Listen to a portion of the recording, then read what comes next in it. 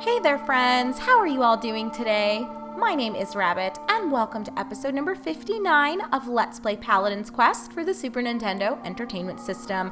As I had mentioned when we parted ways at the end of episode 58, I did spend a little bit of time in that underground temple area for Zagos' tower. You guys know what I'm talking about. We just made our way through it yet again in our last episode.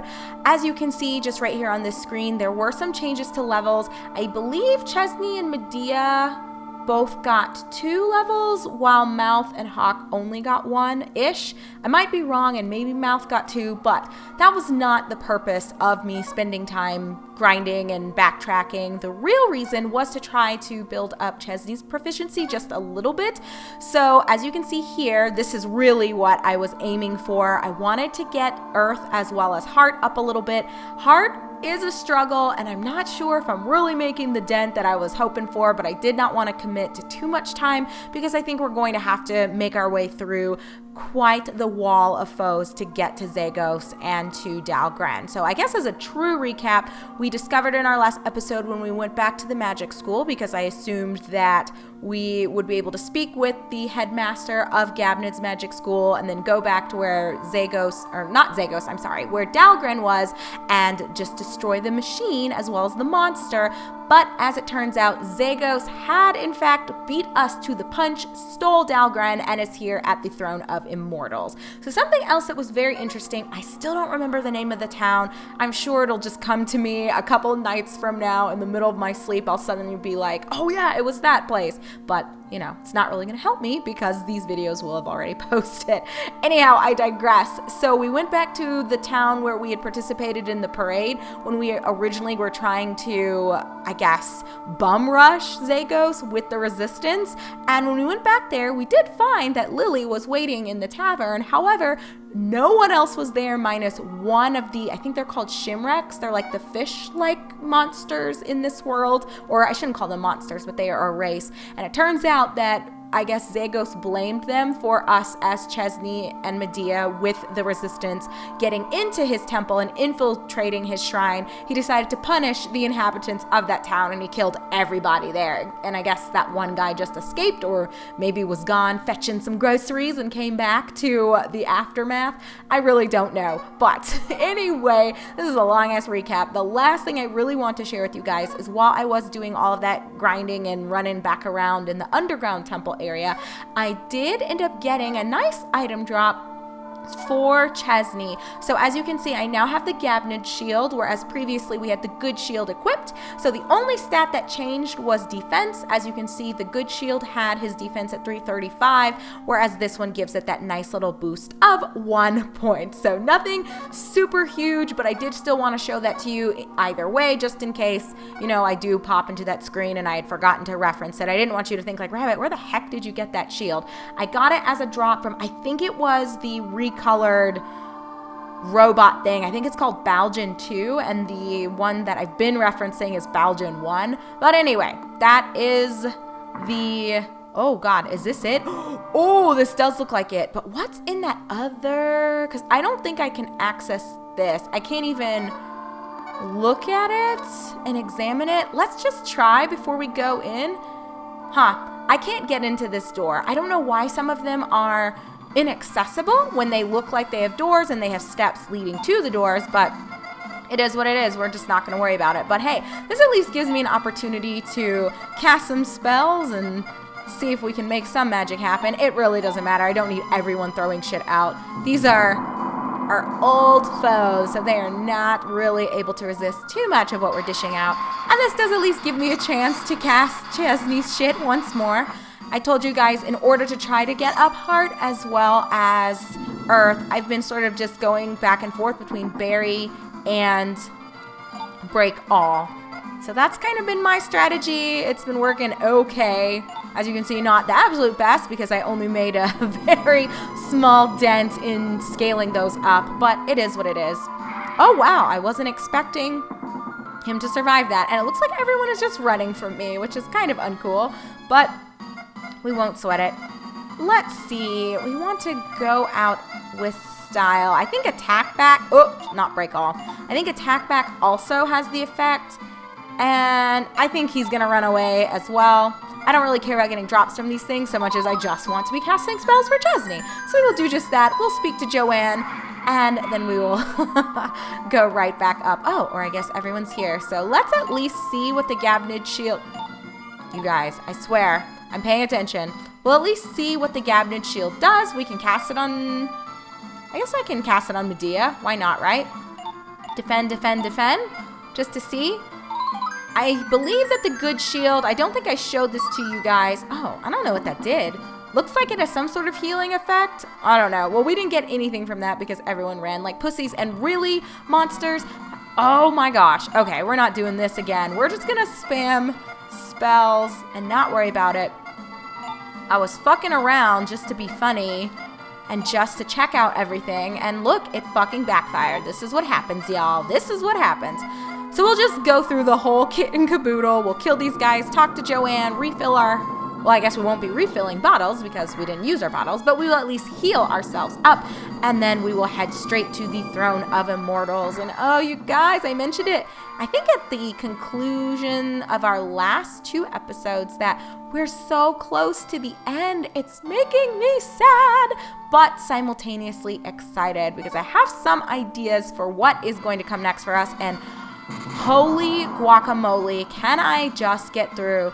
I guess this is sort of my fault because I probably could have cast Peace and that would have taken care of the majority of the problem here, but it's okay. As long as I don't physically touch these things, they won't multiply, and 1 round of our spells should be enough to make them go away forever. I don't like, though, starting out our final dungeon crawl with a little bit of that crippling effect of lowered HP, but I'm probably worrying too much. We have so many fucking bottles that are all full to the brim. 2 giga bottles on top of that. I don't think I really need to sweat it as much as I probably do. Now I'm going to do my best to also... Oh my god, are you guys just all going to survive everything and run away? Well, if I can get Barry off, I mean, might as well. Go out with a little bit of style and a little bit of flavor, and we'll go ahead and just try to cast heat.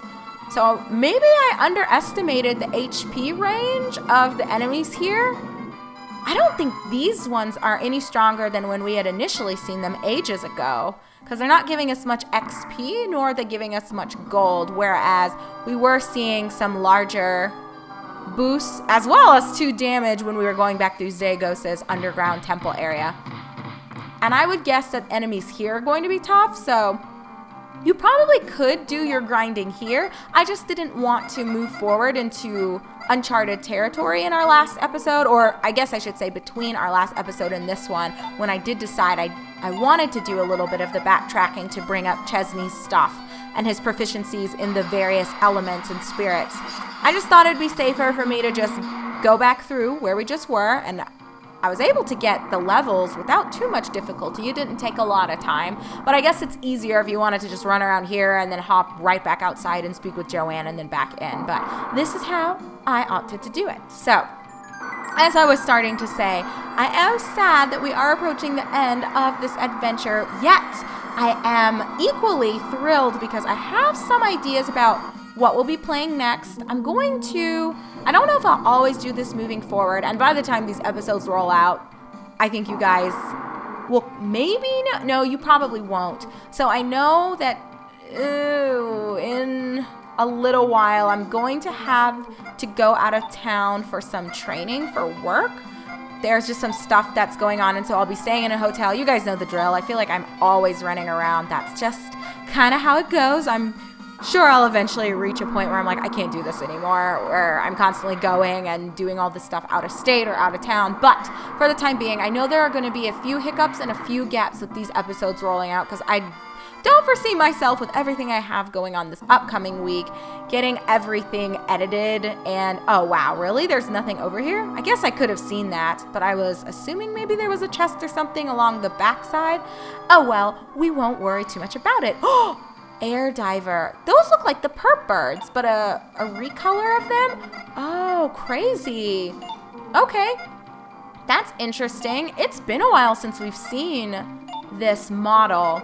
But it's kind of nice seeing everything sort of loop back around fully for us. It's bringing back some good memories for me. But anyway, I'm going to possibly, moving forward, since we will likely be doing a couple of polls, I think what I'm going to do is maybe throw out some options for you guys, like things that I'm thinking about playing. I'm not sure how I'm going to do it moving forward. I already know for sure kind of what our next steps are going to be for the follow-up to this, as well as Eternal Eyes, or I at least have a general idea. So let me not say I know for sure. I've mentioned this to you guys in the past that I kind of fluctuate a little bit, and sometimes I'll have something in mind, but I'll change it up even as much as up to the actual day that I decide I want to sit down and record. If I know that I really want to record something and I have a little bit of extra time this morning, but I'm not feeling the game that I had kind of picked, this is why I tend to not like doing video game reveals. So even if we are going to be doing polls and surveys where I gather your thoughts on generic things or more broad umbrella questions that I have or feedback that I'm wanting to get from you guys, I don't know if I'll ever really do what some other Let's Players do, where they kind of announce a little bit ahead of time what they're going to be playing, because I've just found for myself that I don't know what it is, you guys. I'm not sure if it's just that I'm a little fickle, or if I just am somewhat particular, and when I am going to be recording, I like to be in a good mood, you know? I think it's really apparent if somebody is feeling forced in their delivery with stories they're telling or jokes that they're trying to make, or if it's really scripted. I don't know. I personally don't watch a lot of LPers that do that anymore. I used to watch some, and that's not to say that I don't enjoy. Oh my gosh, he is really fucking with me. I need to be paying attention to my team. I mean, we're really okay, but just saying it out loud for my own well-being here. I probably need to stop farting around. I don't think Crush is going to be effective. Let's just attack him. It'll be fine. We got a lot of things out, and I don't think Hawk's little Sing ST has ever really done anything, or maybe I just haven't seen it apply. How much fucking HP does this thing have? Holy guacamole. Yes, I will take all that XP. Thank you, sir. But anyway, I don't know if it's just that I'm somewhat fickle, but I don't really like playing a game if I'm not feeling up to it, because I know I'm going to come across as, well, maybe I shouldn't say I know, because I've avoided doing it, so I'm not sure what the effect would be. But I believe that from what I've seen and just other LPers I have followed over the years, that forcing yourself to record sometimes just results in an exceedingly scripted sound, or it just feels very synthetic, and I'm just not about that.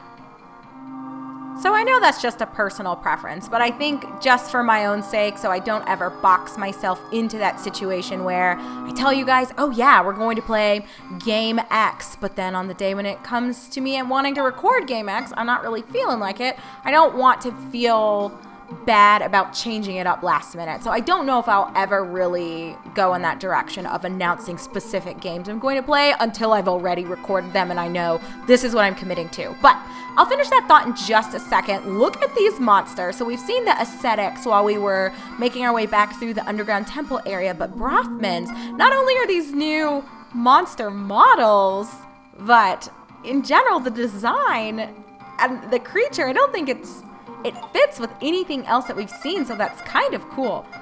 So let me go ahead and dish out the tried, the true.